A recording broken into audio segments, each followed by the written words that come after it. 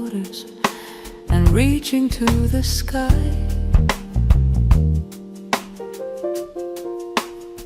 Uneven peaks, familiar to those who grew up among you and imprinted on their memory. No less than the faces of their closest relatives, streams whose roar he can distinguish like the sound of domestic voices, villas scattered in white on the slopes like flocks of grazing sheep.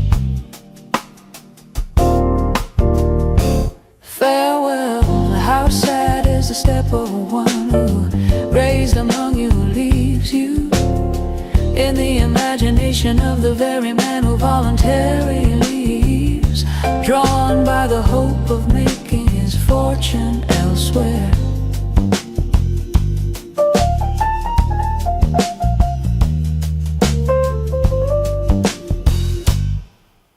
The dreams of wealth are disembodied. He marvels at having been able to make up his mind, and would then turn back if he did not think that one day he will return affluent.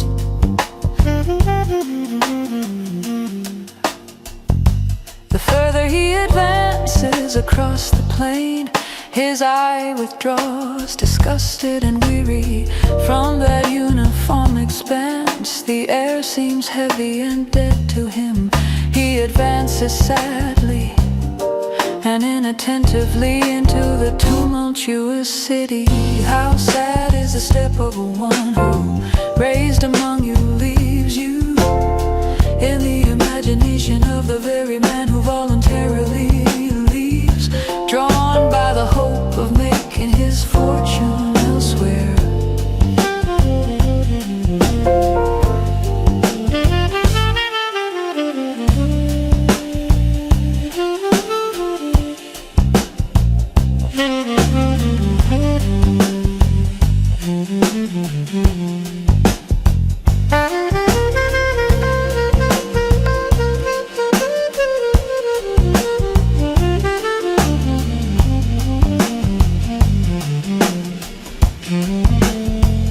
The houses piled high upon houses, the streets leading into streets, seem to take his breath away.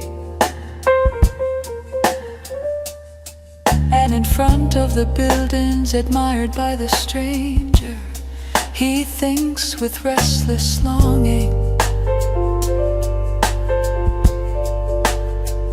of the little field in his own village, of the little house he has had his eye on for a long time, and which he will buy, returning rich to his mountains. How sad is the step of one who, raised among you, leaves you in the imagination of the very man who voluntarily leaves, drawn by the hope of making his fortune elsewhere. How sad is the step of one who, raised among you, leaves you in the imagination of the very man who voluntarily leaves, drawn by the hope of making his fortune elsewhere.